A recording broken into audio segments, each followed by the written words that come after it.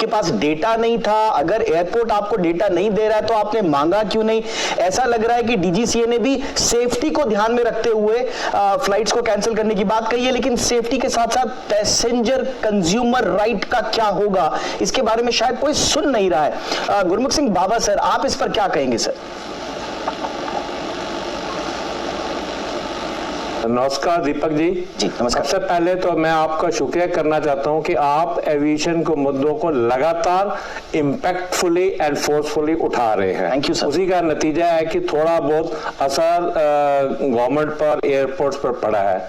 अभी रिसेंटली मैं पढ़ रहा था कि 5 लाख पैसेंजर्स अफेक्टेड हुए हैं फ्लाइट डिले की वजह से जनवरी 2024 के अंदर, और उसका इम्पैक्ट ये है कि दिल्ली में T1 एयरपोर्ट जो है उसको जल्दी से रिवैम्प करके लॉन्च करने की प्लानिंग हो रही है, और यहां तक सुना कि शायद prime minister himself will inaugurate. And अगर उसको देखा जाए तो वहां पर 8 गेट के 13 गेट हो जाएंगे, 4 बेस का 9 बेस हो जाएंगे, और डिपार्चर में अगर 8 बेल्ट थी तो 10 बेल्ट हो जाएंगी, और अराइवल में अगर 55 अगर एरोब्रिजेस एयरक्राफ्ट बेस है तो अब 82 हो जाएंगे।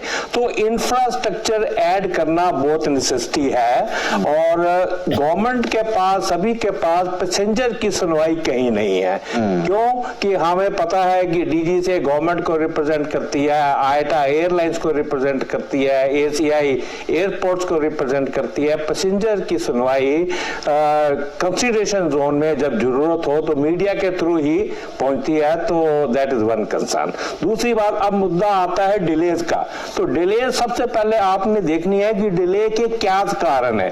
कुछ जस्टिफाइड कारण है, उसकी वजह से हमें उसको मिनिमम है पर निगलेक्ट करके उसका लीवेज देना चाहिए, पर जो सीरियस है उन पर हमें एक्ट करना चाहिए। Delays could be because of weather, fog वगैरह के लिए दुनिया में फ्लाइट कैंसिल होती हैं, कोई बहुत बड़ी बात नहीं है। रिसेंटली आई हैड सीन कितना 1000 flights were cancelled in USA because of some storm.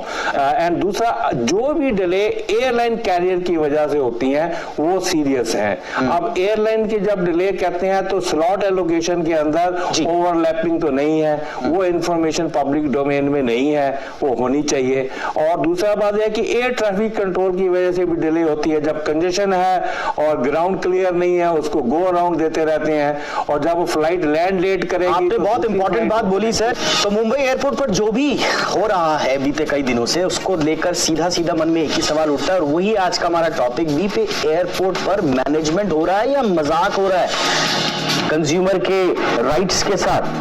Bhargava sir, अब आपने बहुत अच्छी शुरुआत की थी, बहुत इंपॉर्टेंट सजेशन दिया था कि छोटे रूट्स पे कुछ सोचा जाए कि क्या उनकी आवश्यकता है या नहीं है। कुछ इसी तरह के समाधान आगे भी कुछ?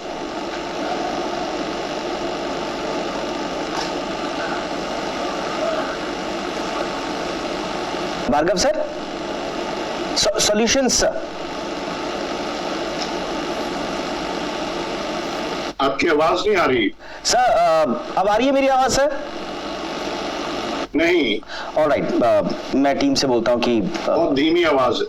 मैं टीम से बोलता हूं सर कि वो आपका कनेक्शन ठीक करेंगे। मैं फटाफट से दमानिया साहब के पास चलना चाहूंगा। दमानिया साहब, कानून में क्या कोई कंज्यूमर के पास या जो भी अकाउंटेबल हैं उनके खिलाफ कानून का दरवाजा खटखटाने के क्या क्या विकल्प हो सकते हैं सर?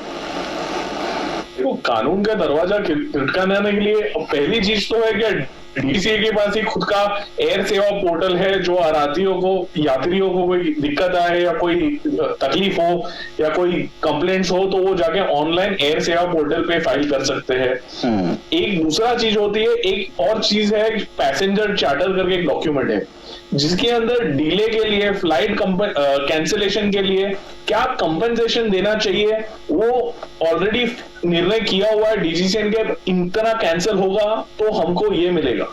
पर अभी ये बात आती है कि ये फ्लाइट कैंसिलेशंस डीजीसीए के नोटिफिकेशन के कारण ही हो रहे हैं, तो क्या पैसेंजर्स को कंपनसेशन दिए जाने वाले हैं, क्या उनको अल्टरनेटिव फ्लाइट्स मिलेगी, उसके बारे में डीजीसीए कंप्लीटली एक्चुअली मिनिस्ट्री का नोटिफिकेशन बहुत वेग नोटिफिकेशन आया है जो सिर्फ एयरलाइंस के ऊपर डाल देता है कि भाई तुम्हें फ्लाइट्स के स्लॉट्स कम किए जाएंगे, एयरलाइंस को डिसीजन लेना है कौन सी फ्लाइट्स कम करनी है और पैसेंजर के साथ क्या ट्रीटमेंट देना है, मतलब उनको रिफंड देना है, उनको रीशेड्यूल करना है, क्या करना है, उसके बारे में कुछ बोलते नहीं है वो। जबकि उन्होंने ये सबसे पहले देखना चाहिए था कि पैसेंजर्स को कैसे कैंसिल हो रही है फ्लाइट्स, तो इतने पैसेंजर्स अफेक्ट होने वाले हैं, तो इनको क्या तरीके से रिकॉम्पोडेट कर सकते हैं या फिर इनको किस तरीके से कंपनसेशन दिया जाएगा। देखो रिफंड देना सिर्फ काफी नहीं है, क्योंकि आज के टाइम पे अगर पैसेंजर रिफंड लेता है और उसको अगले दिन या ये हफ्ते के अंदर नई फ्लाइट बुक करनी है तो फ्लाइट का भाव जो उन्होंने 3,000 की टिकट बुक की होगी वो आज 10,000 होगी। एब्सोल्युटली, यही तो मेन पॉइंट है, आपने बिल्कुल सही कहा। रिफंड से यही हमारा सवाल भी है कि आप रिफंड करके अपने पापों पर पर्दा इस तरह से नहीं डाल सकते हैं। रिफंड मैं भार्गव सर कुछ कह रहे हैं, भार्गव सर हमारे साथ जुड़ चुके हैं। Bhargav sir please. देखिए, मैं जरा परसेप्शन उसको ठीक कर दूं। एयरलाइंस ने क्या कहा है पैसेंजर्स को कि आप रिफंड ले सकते हैं अगर आपको यात्रा नहीं करनी है, या आप रीशेड्यूल कर सकते हैं। रीशेड्यूल का मतलब ये होता है कि वो एयरलाइन अपनी एक अन्य फ्लाइट के अंदर में आपको एकोमोडेट करेगी। तो प्लीज ये मत धारणा डालिएगा कि पैसेंजर्स को अलग छोड़ दिया जा रहा है, प्रॉब्लम के अंदर छोड़ दिया। नंबर 1।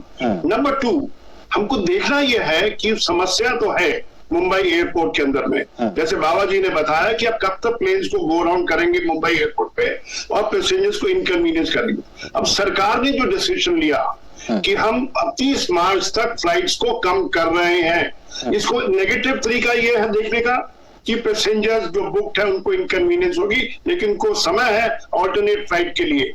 दूसरा देखिए, कितने ही पैसेंजर्स होंगे जो कि अगर कैंसिल नहीं की होती, उन्होंने अपनी फ्लाइट्स को बुक किया होता 30 मार्च तक की फ्लाइट्स के अंदर में, अब उनको एडवांस में सूचना मिल गई है कि कौन सी फ्लाइट्स कैंसिल हो रही है, उसमें वो यात्रा टिकट बुक नहीं करेंगे। You know, there is a positive way of looking at it कि एयरलाइन के पास में समाधान क्या है। समस्या हम सबको मालूम है कि हमारी इंडस्ट्री बहुत रैपिडली ग्रो की है।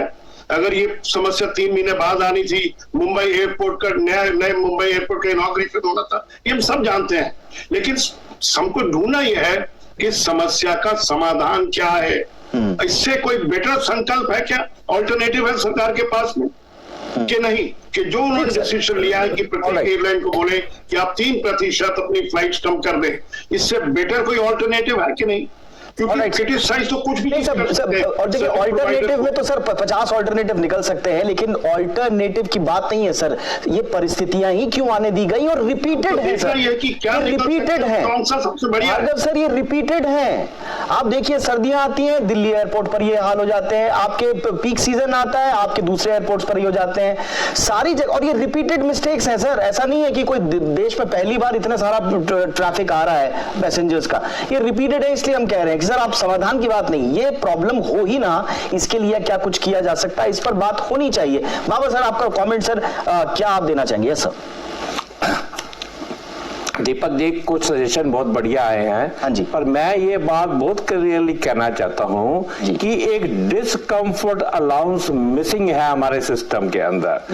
जब भी किसी भी नेचर का डिस्कम्फर्ट हो, उसकी ग्रेविटी असेस करी जाए, कितनी ग्रेविटी का वो डिस्कम्फर्ट पैसेंजर को हुआ है, और उसके प्रपोर्शन में उसको अलाउंस दिया जाए। अब जैसे एयरपोर्ट पर माइनर डिले हो जाती है, उसको फूड दे दिया, ज्यादा डिले होगी उसको होटल दे दिया, पर उससे ज्यादा डिस्कम्फर्ट अगर उसको होता है तो उसको फाइनेंशियल डिस्काउंट और कॉम्पनसेशन भी होना चाहिए। और मैं आपको एक एग्जांपल दूं, एक बार मैं यूएसए में ट्रैवल कर रहा था और जो मेरा बैग था वो कोई दूसरा पैसेंजर ले गया, उन्होंने आधे घंटे में वो बैग भी रिकवर कर लिया, और जब मैं चेक कर रहा था तो मेरे को $100 का कंपनसेशन दे दिया मेरे बिना मांगे, क्योंकि वहां पर बाईलॉज हैं कि अगर कोई पैसेंजर डिस्कम्फर्ट हुआ है और बाद में कंप्लेन कर देगा तो उसमें चार्ज हायर है, इसलिए उन्होंने बहुत अच्छा सजेशन है सर ये डिस्कम्फर्ट अलाउंस का। सेटिस्फाइड? Absolutely sir. बहुत सारे सजेशंस अभी बाकी है, मैं जानता हूं, लेकिन मेरे पास वक्त की कमी है।